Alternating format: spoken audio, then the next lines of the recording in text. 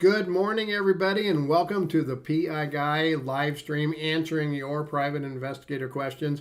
My name is John Morris. I am a licensed professional private investigator, also known as the PI Guy. It's been a few weeks since I've been on. I'll tell you what, guys, it has been a little bit crazy here the last few weeks. Last weekend we had a huge bug sweep. It was like over 30,000 square foot. Went very well. I'm very excited, but it took the entire day, Saturday, to do that. The weekend before was a nephew's wedding. The weekend before that was Thanksgiving. And how was your Thanksgiving? Let me know. How was your Thanksgiving? I'd love to know how that went. And are you prepared for Christmas? I'm almost prepared for Christmas. Trying to get there, but we've got another week to go, so I have a little bit of time. Anyway, if you have questions for me, go ahead and hop down in the chat below and let me know what they are. I also have a whole lot of questions that are queued up for you that I'm going to go through too. But go ahead and put them down there. As far as the priority of me answering questions, if you are a PI Guy channel member, you are going to be at the top of the list. Subscribers are going to be right there below that, and then regular members are, regular viewers are right below that. But I'm going to try to get to everybody's questions, so go ahead and put them in the chat below. If you're watching this after the live stream, you can put your questions in the comments of any of my videos, and I will try to get to them at a future live stream, or I'll answer them there in the comments, or I might even just make a video about it. A lot of times I get my video ideas from your questions. And speaking of memberships, I just added a new feature for the PI Guy Supporter Plus and the Premium members. There's 3 levels of membership for the PI Guy channel, and if you want to support the channel, I'd appreciate it. You can just click on the join button down below. You can take a look at all of the different benefits. There's a lot of different benefits, but I just added a new one for the premium and for the premium supporters and the PI Guy Supporter Plus levels. That's the top tier and the middle tier, and that is to get advanced viewings of early viewings of all of my videos, and I started doing that just the other day. And this is huge because I usually have my videos out 1 to 2 or sometimes even more months ahead of time. So like I've got videos that I was just working on yesterday that are going to be out late January, early February. But if you are a member at the PI Guy Supporter Plus or the premium level, you would see those already. You would get notification, and then of course they're scheduled to go up. So if you're interested in doing that, supporting the PI Guy, buying me a cup of coffee, go ahead and click on that join button down below. See a lot of people hopping in, so we're going to get started here with our questions. Our first question is from Rooster. He says, how do I get my own iPhone text that someone deleted off of my phone by them proving they falsely accused someone to the police? Great question, Rooster. It's probably possible to do that. Some keywords in there, probably impossible. Usually when things are on a computer or anything like that, a phone, a tablet, whatever, when you delete it, it's not really deleted. And I'll give you kind of the easy terminology or explanation of how that works. If you're a techno geeko out there and you can explain it better, go ahead and hop down in the comments or the chat and let me know. But basically, a file gets written to your hard drive, and it's got an address and that's, or to the SD drive or whatever. And when you delete it, it doesn't get deleted. It's still sitting there. What happens is it has an index that says I'm right here. And so that index gets changed. So it says don't show this, but the file is still there. So if you go to a computer forensic expert, they are able to go in and usually find that. Now, if it gets overwritten, and they don't usually get overwritten all at once, they'll get overwritten a piece at a time. So some parts of it might still actually show up. But if you go to computer forensics expert and just search for computer forensics private investigator, in your city or your state, and you'll probably come up with somebody then, and hopefully that they can help you get that off of there. And I see Moloto Vanguard there. Good morning. How are you doing?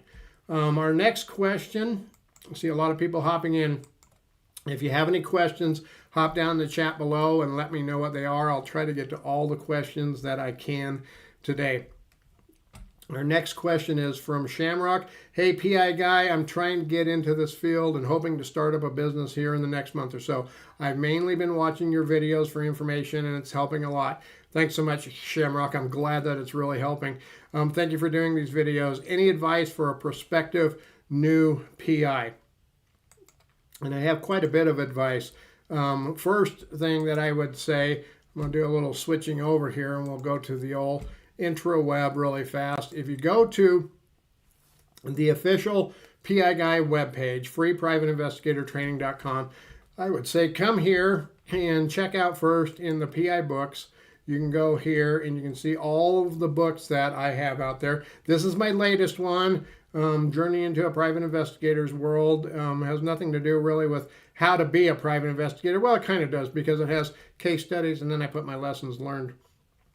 But down below I have my contracts for private investigators. Then these three, business basics, marketing basics, and sales basics for private investigators. This series was written for people getting into the private investigations world. So I would say take a look at these. I've got links for them right there. You can read a little bit on them on Amazon and see if that might be something that you want. If you know a whole lot about marketing, you might want to skip this one. If you know a whole lot about sales, you might want to skip this one. That's why I made it into a smaller series. But I would say check into that. Also, go to the YouTube channel. If you go to my YouTube channel and you go here to the playlists, in here you're going to see all the different playlists that I have. Like I have my live private investigator training. That's these episodes that we're doing right now. Go into there. I have my podcast, the OSINT, bug sweeps. But if you come down here, we have how to run a PI business and marketing for the private investigators. And I try to cue all of my videos into particular areas. So if you want to learn a lot about how to run a private investigator business, check this playlist out right here. That will probably have a lot of great information for you right there. So that would be a couple of the things, Shamrock, that I would suggest for you to look at. Also on my webpage, if you go to freeprivateinvestigatortraining.com, if you go to the premium training, there's one in there on building your PI business as well. A premium training video for you there. I see a lot of people hopping in. If you have any questions, go ahead and put them in the chat below. I will try to get to as many as I can. If you're watching post live, you can put any of your questions in the comments, and I will try to add them to the to a future live stream. Our next one is from Dean. Do you have a video or information on how to set up a retainer with clients? And I absolutely do. I'm going to go back over to the to my home page here. If you go to my home page for the YouTube channel, and in here you can just do a search, type in retainer, and the one that you really want to look at is this one right here. Make sure you can see it. Calculating investigation retainers just got 100 times easier. This video I just released earlier this year, and it's about how to calculate a retainer, and it really covers a lot about how to do that with a retainer calculator that I have. Again, going back to my webpage, freeprivateinvestigatortraining.com, if you go to the PI Gear page up there on the top right, right here is my PI retainer calculator.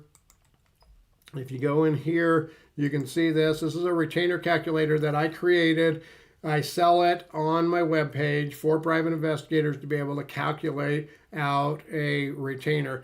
And you simply, there's a whole nother page that you put in all your information, what your hourly fees are, what your subcontractors get paid, different things like that. And in here you put in, this is the main one that does all the calculations. You put in how many miles you're going to travel a day, the travel time, different things like that. And it's going to come up and you tell it how many days you're going to work, 3 days, 6 days, 7 days, how many hours, 8 hours a day, 6 hours a day, 4 hours a day. And it's going to calculate your retainer. So if I'm doing a 3-hour surveillance, my retainer on the way it's calculated right now is at $5,400. If I subbed it all out, I'd still make about $3,700 again, depending on the information that you have over there. But this calculates everything, and it assumes calculations for some pretty important stuff out there, like all of your video time and different things like that. Because that takes time, you know, for you to edit video and write reports and everything like that. So that's what I would suggest for you to do, is take a look at those videos, and that'll help you decide how to calculate retainers. And you can do it without that retainer calculator, but it's something that I use on a regular basis. When I start my day here in the office, I start that up so it's ready when my phone's ringing for me to be able to pull that up and help people with their retainers. Next one is Wild Nap. Thanks, John, for personal use. Do you have any recommended brands? Sweeps for B&B hotel rooms would be the purpose of the device.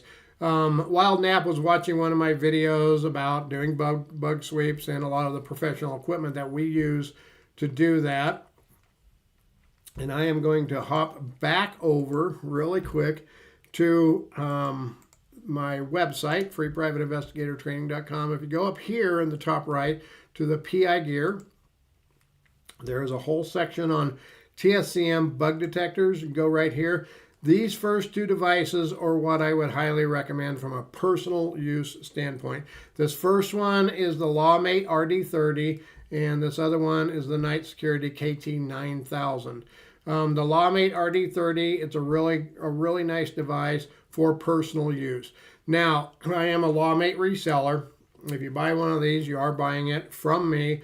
It will be drop shipped to you from LawMate. One of the things, take note right now, they are available on back order. They are so hot, they're flying off the shelf. LawMate can't keep them on the shelf. So if you order them right now, I always tell people when it has that, you're probably looking at 2 to 3 weeks before it can get in. From my understanding, Night Security, they have these in stock right now. This is, again, a really nice personal space bug detector, as I have it right there. So you can click there and you can get a lot more information. I have all the details down there.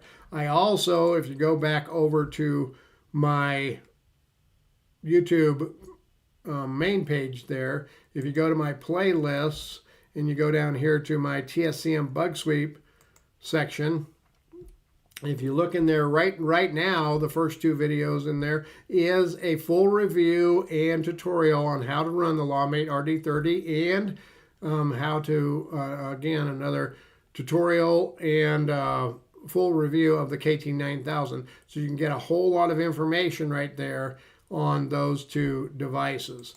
And hopefully that will help out quite a bit with with that question. If anybody's looking for personal space devices, that's kind of the way to go. I see the sheriff is there. Hello, how are you doing, sir? Our next question, if anybody has PI related questions, go ahead and put them in the chat down below. I'm going to try to get to as many as I can. Got to have another coffee there. Thanks again to my PI Guy supporters. If you're interested in supporting the channel, go ahead and click on that join button down below. You can get information on becoming a channel member. Solar flares had several questions, so I just put them all together here. Do all recording devices give off a heat signature? Solar flares was looking at a video on this, and this is another one from Night Security. This is the KT1000. They have the KT5000. They are little recorders. This is an awesome little recorder. And again, if you go to freeprivateinvestigatortraining.com, go to my surveillance section, you'll find these types of recording devices. So Solar is saying, do all of these give off a heat signature? As far as I know, yes, they give off some kind of a heat signature because they have a battery, and I don't know how they would run without a battery. So they're usually going to have some type of a heat signature. So as far as I know, yes. The next question on there is, where is the best place on a vehicle to place a GPS tracker? I'm not going to tell you where to put a GPS tracker, but I can tell you some of the places that we look first when we're doing a vehicle sweep. We look everywhere on the vehicle because they could be anywhere. But common places are the OBD2 onboard diagnostic port up underneath the dash.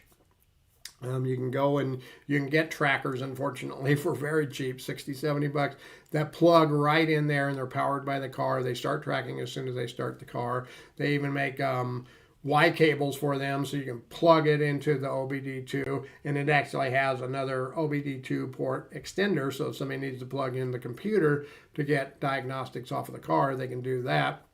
But then you can put the tracker off on the side. So we always check there. We always check under floor mats, in the door compartments, anywhere, glove boxes, anything like that, because like tile trackers or Apple AirTags are very common. Under the wheel wells, up underneath the car, anywhere where there's magnets, or someone could stick a magnet where there's bare metal, in the spare tire areas, just about anywhere in the car. And the next question from Solar Flares, does an IR flashlight or infrared flashlight work for camera detection? And I don't know. They may. I've never tried that. I think it would have limited success. What I usually suggest, again, if you go over to my webpage at freeprivateinvestigatortraining.com and you go to the PI gear section, you'll find this device, the Spy Finder Pro. This is really, really good. It does use infrared, but it's colored infrared to help find them. Now, like the RD30 that we talked about a little bit ago, that has one that's built into it that actually stays on all the time. So possibly a infrared flashlight would help, but I'm not sure. I've never tried one of them myself. See a lot more people hopping in. If you have any questions, go ahead and hop down in the chat and let me know. I'm going to try to get to as many as I can today. The last question from Solar, do your trail cams have time and date stamps? Again, on my webpage, in the PI gear section, in the surveillance, I have some trail cams that I use. And yes, they do have time and date stamp, but I don't believe they are on the video. They are in the metadata.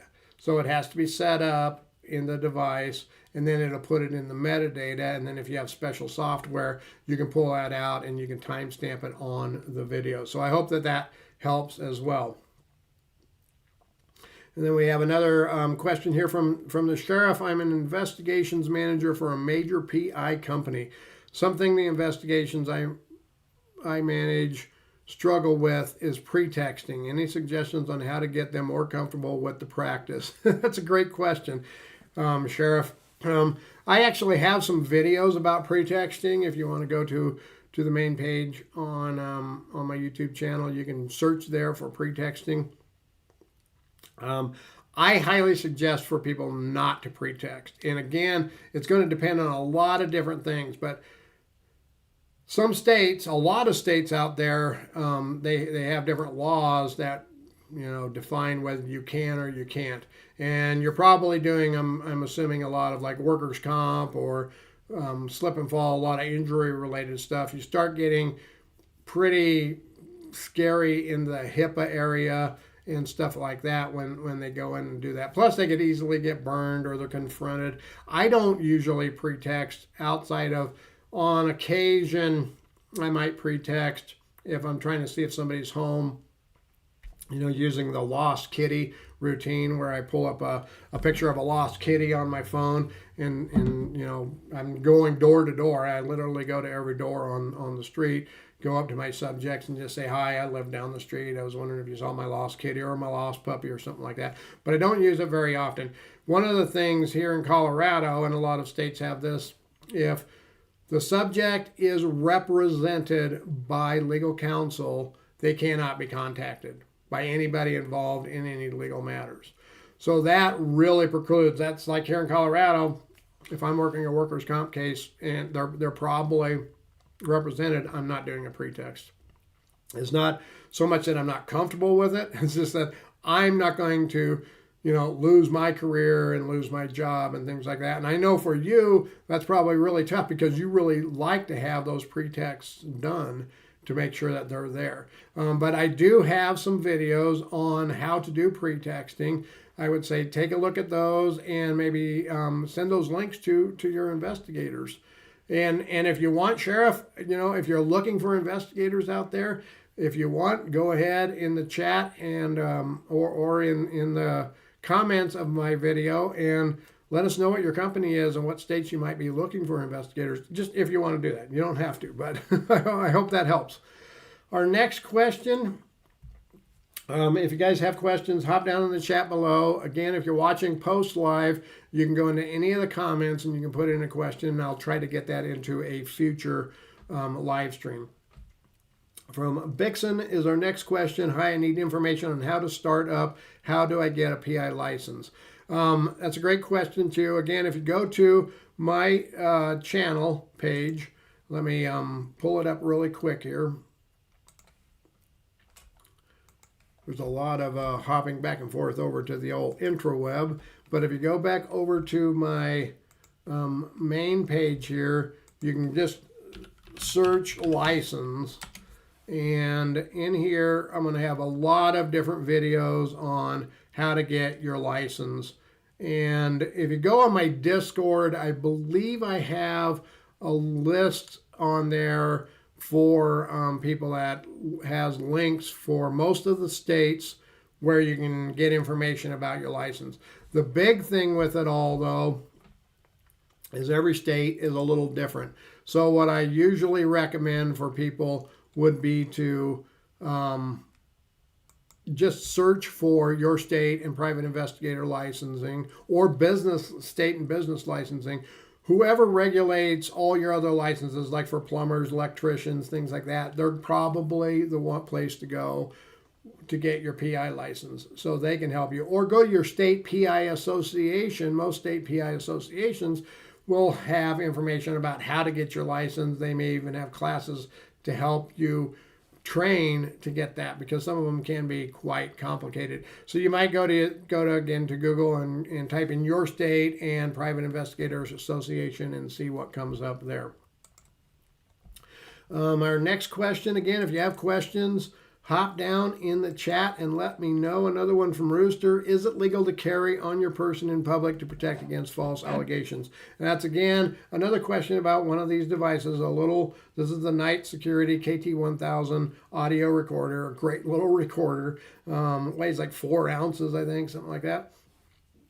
But Rooster saying, if I stick this in my pocket, is it okay for me to record conversations? And the simple answer is, it all depends. And unfortunately, that's a simple answer to a lot of things when it comes to private investigations. It all depends. And it's going to depend on your state laws. For instance, here in the state of Colorado, we are a one-party state. And what that means is one party to the conversation needs to know that the conversation is being recorded. So if I'm in a group of 10 people, I can have this in my pocket and it can be recording as long as I'm a part of that conversation. Now, if I'm sitting next to a group of 10 people, I can't record their conversation. Now, there's some caveats to that one party rule too here in Colorado. If you are working for an attorney, you have to abide by their ethics rules and regulations and laws. And in Colorado, an attorney cannot surreptitiously record somebody. So if you're working for an attorney, you can't do that. You have to let them know. But if it's just me and you, if I'm working an infidelity case or a workers' comp case or something like that, Now, if I'm working a workers' comp case, I'm probably not going to be talking with somebody. But if I'm doing a door knock, if I'm doing interviews, things like that, and I'm not working for an attorney, I can have this in my pocket. And you, as a private citizen, can as well, as long as you abide by the laws in your state. So I would say check into that as far as whether you can or cannot. So I hope that helps. And if you want to check this out, or the KT9000 or KT5000, I mean, which is a little bigger one, you can do that on my website at freeprivateinvestigatortraining.com. Our next question, and if you have any questions, hop down in the chat and let me know. Again, if you're watching after the live stream, go into the comment of any of my videos and you can ask questions. That's where I get a lot of these. So you can put them in there and I'll try to get it up on a future live stream. Johnny Lego says, excellent video. Wanted to know, do PIs who investigate cheaters send a woman in who pretends to be a date? A great question. And this almost sounds like Hollywood kind of stuff. This is something you would see on TV. It is something that I do know some PI firms do. They may not send them in to be a date necessarily, but they might set up a woman at a bar, let's say, where a man frequents to see if he might, try to hit on her or something like that. My company, we don't do a lot of that. We do some infidelity and cheating spouse stuff, but it usually revolves around some other things like a lot of money, child custody, different things like that. But we don't necessarily do that. But I do know some private investigation firms that might send somebody in a situation like that to see if they happen to try to pick them up or flirt with them or anything like that. So I hope that helps you answer your question, Johnny Lego. If you have any questions, hop down in the chat down below. I'm starting to run out, so we're going to be done here in a little bit. Boris asks, could you suggest any good low light cameras for surveillance? And I'm going to hop over one more time over to my official web page here, to the free private investigator training web page. If you go up here to PI gear and you go to surveillance equipment and you scroll down here, looks like it's going to be on page 2. This is the camera I use right here, the Panasonic HCV 180. A great camera for surveillance in my opinion. I absolutely love it.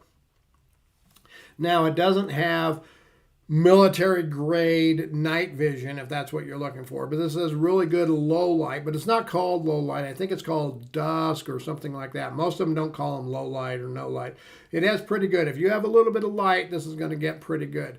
If you're looking for like military grade type of night vision video, well then this probably isn't going to be the video camera that you want to use. It's just not going to get that.